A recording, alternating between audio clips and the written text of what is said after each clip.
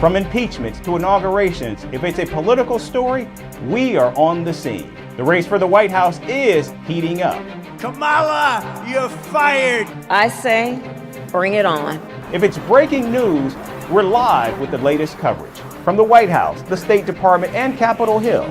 We know the issues, but above all, we know the players to bring you the latest in-depth analysis on all the key stories that we're covering. I'm Eric Ham. Join me from Washington here on Firstpost America.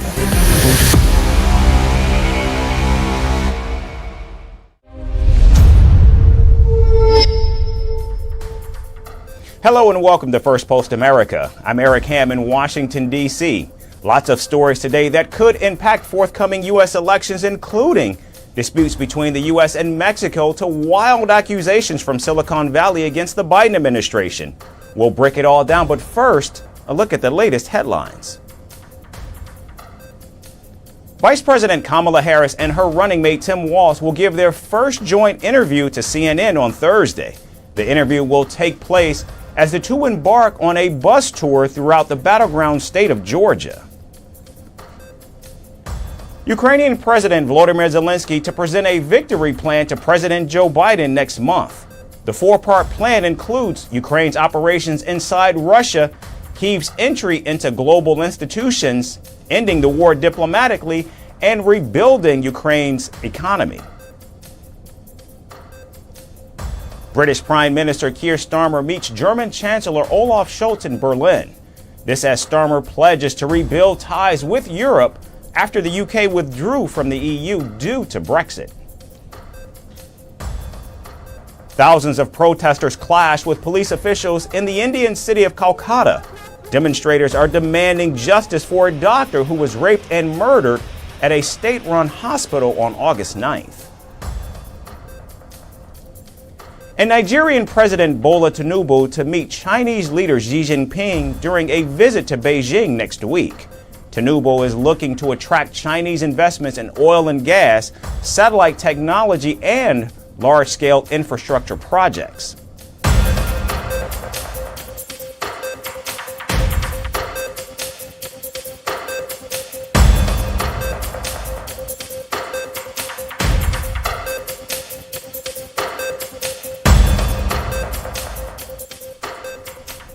We begin in the United States with the race for the White House. Former President Donald Trump is desperate to raise funds for his presidential campaign.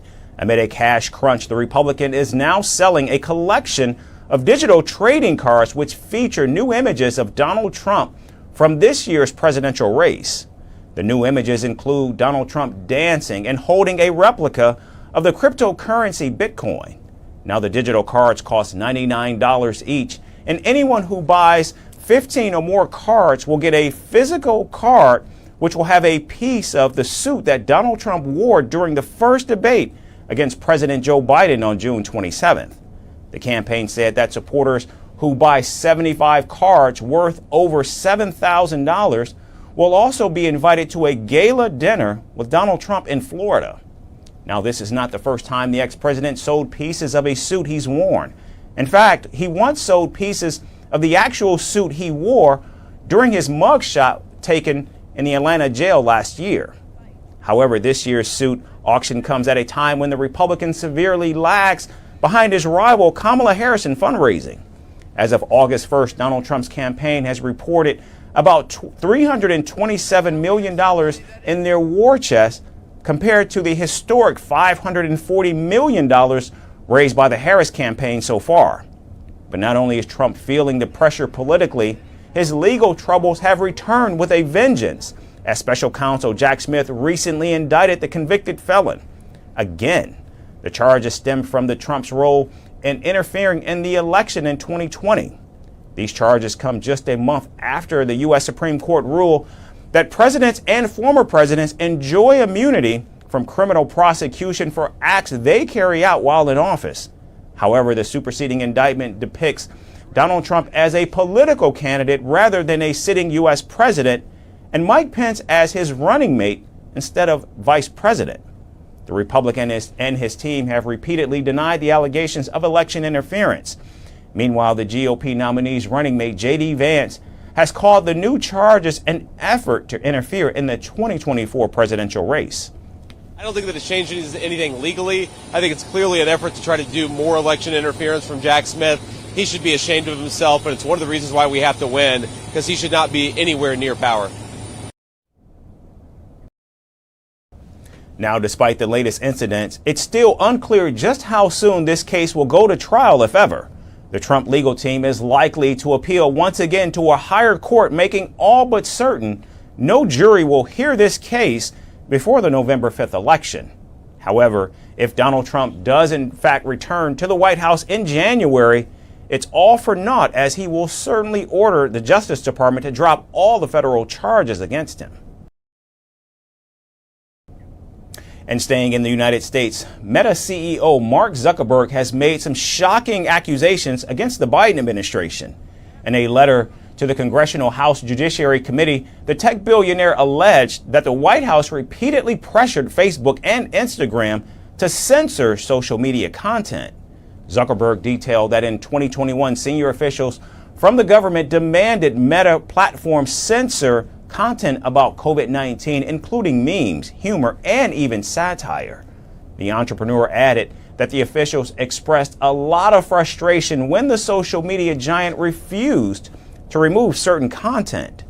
Now, Zuckerberg further wrote that the FBI warned Meta about a potential Russian disinformation campaign against President Joe Biden and his family.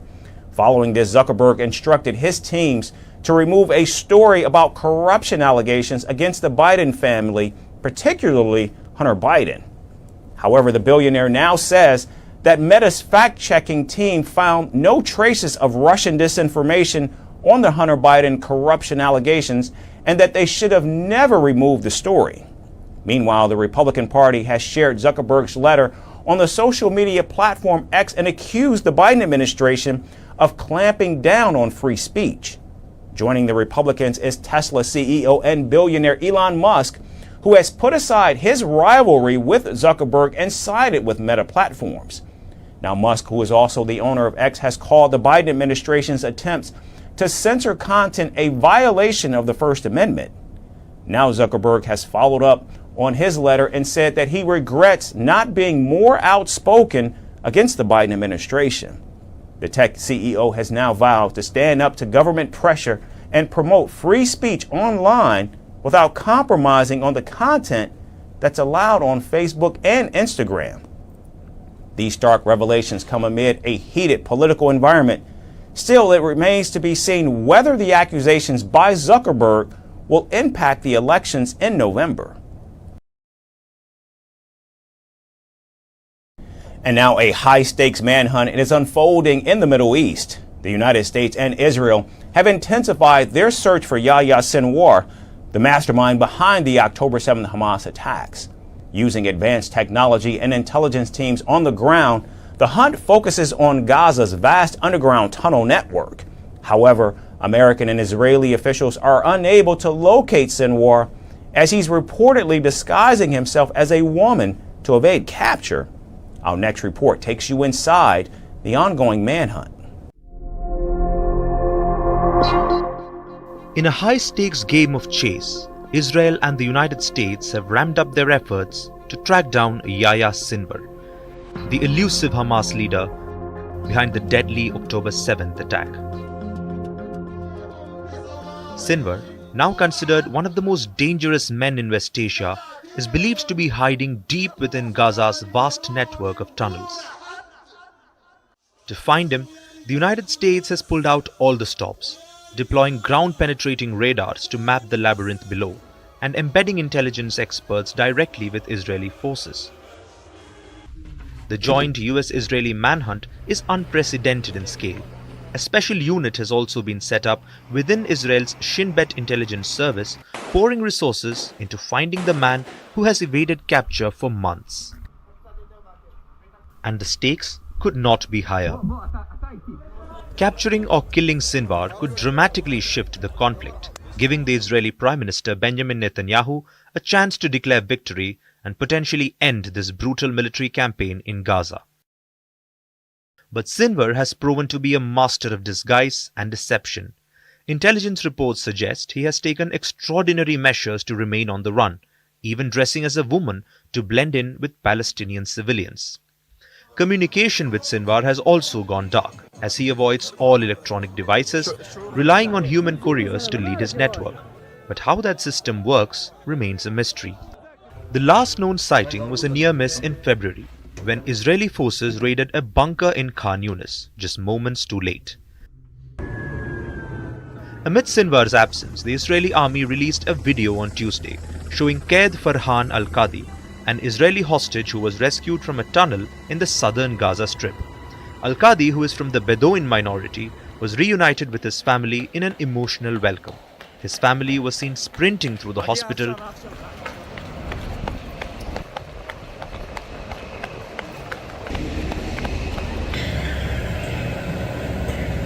Israel's military spokesperson said Al-Qadi was rescued in a quote-unquote complex rescue operation from an underground tunnel in southern Gaza.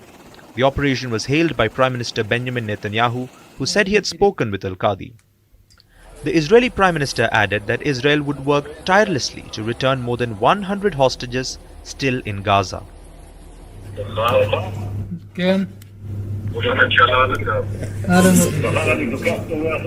قام أني سمح حكيت لرجازي تشبالخ أني موديل أخم أنا موديل أخم على عبودات زوت شيء قاعد لما تصابش أني الروت مش بعابد.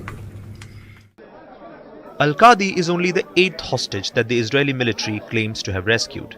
Meanwhile, ceasefire talks in Egypt have hit a deadlock, with Hamas and Israel trading accusations over the lack of progress. Key sticking points include Israel's demand to control the Philadelphia corridor, a notorious smuggling route, and stringent checks on the Netzarim corridor to prevent armed fighters from moving north. So now, with the clock ticking and stakes higher than ever, the question remains: will Sinwar's capture bring an end to this cycle of violence? Or is more violence looming on the horizon? And also, just how far are the United States and Israeli forces willing to go to find the man who seems to be everywhere and nowhere all at once? And now to Mexico. President Manuel Lopez Obrador has announced that Mexico has frozen all diplomatic relations with the United States and Canada.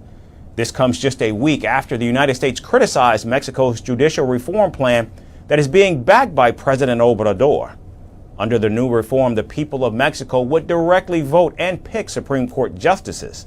Now, ambassadors from the United States and Canada to Mexico have called the planned judicial reform a major risk to democracy.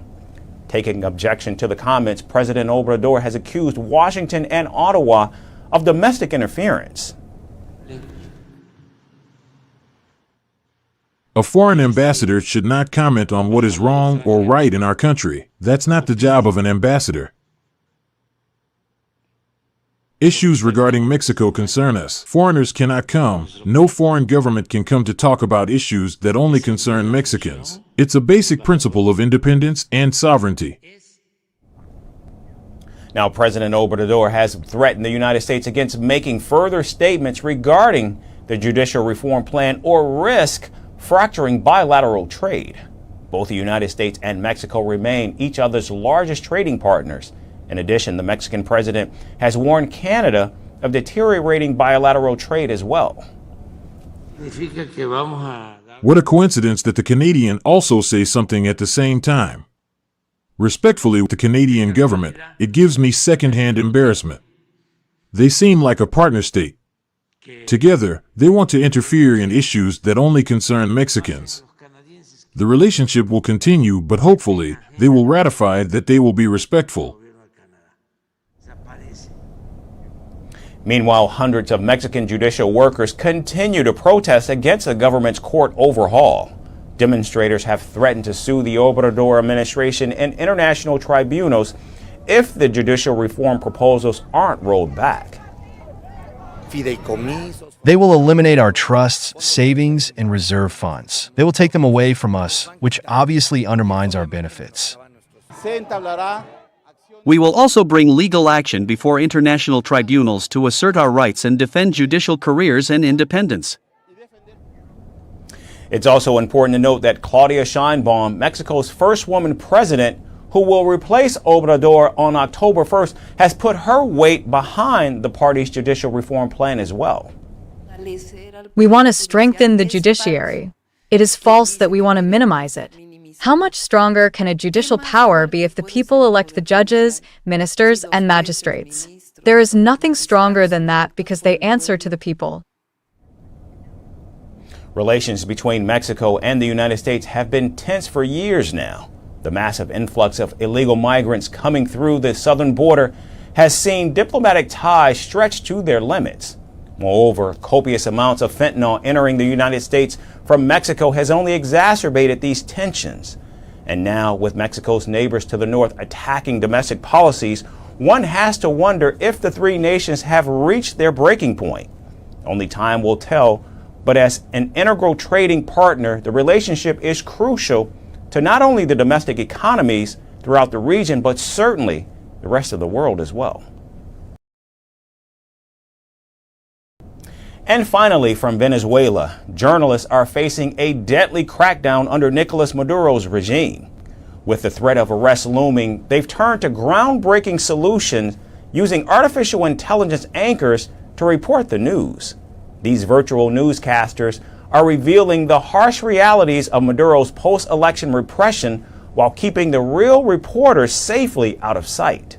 It's a bold and risky move in a country where speaking the truth can cost one their freedom and perhaps even more. Our final report has more details. In the shadows of Venezuela, journalism has become a dangerous endeavor where reporters are innovating to survive.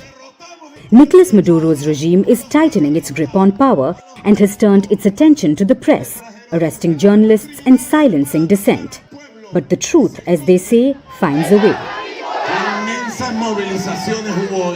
In a country where being on camera can mean risking your life, Venezuelan journalists have turned to artificial intelligence to keep the news alive. Guarimberos, terroristas, fascistas. Estos son algunos de los términos. These digital stand-ins with names like La Chama and El Paña, which mean bestie and buddy in English, are now the faces of the news. They're not real, but their reports are all too genuine. Since then, these AI newsreaders began broadcasting. Bestie and Buddy have been telling the world about the increasing repression, the mass arrests, and killings of protesters, stories that Maduro's regime would prefer keeping in the dark. Carlos Eduardo Huertas, the director of Conectas, a journalism platform based in Colombia, describes this as a necessary evolution. Being on camera is no longer sensible, he says, and the AI avatars have become shields, protecting the identities of about 100 journalists involved in the project, named Operación Retweet or Operation Retweet. The danger, on the other hand, is real. 9 journalists are currently behind bars, with charges ranging from terrorism to inciting violence. The political chill in Venezuela is palpable. Even the social media accounts have gone silent, and basic communication tools like WhatsApp are no longer safe. But Operation Retweet's collective investigations continue to unveil the truth despite the regime's attempts to rewrite the narrative. Ha violado todas las leyes de Venezuela, y en Venezuela hay ley. Elon Musk has violated all Venezuelan laws, and in Venezuela there is a law and we are going to enforce it. That is why I have signed a bill with the proposal made by Conatel, the National Telecommunications Commission, which has decided to remove the social network X, formerly known as Twitter, for 10 days from circulation in Venezuela so that they can present their documents. X out of Venezuela for 10 days.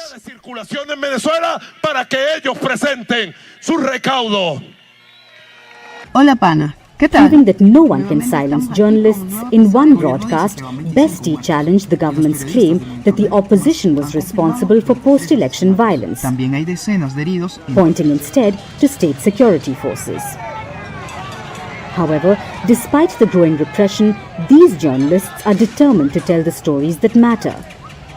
With AI as their armor, they continue to show the world the reality that Maduro's regime desperately tries to hide. That's all we have time for today. We certainly thank you so much for tuning in. We hope to see you right back here again tomorrow. Thanks again for watching. From impeachments to inaugurations, if it's a political story, we are on the scene. The race for the White House is heating up. Kamala, you're fired. I say, bring it on. If it's breaking news, we're live with the latest coverage. From the White House, the State Department, and Capitol Hill. We know the issues, but above all, we know the players to bring you the latest in-depth analysis on all the key stories that we're covering. I'm Eric Ham. Join me from Washington here on Firstpost America.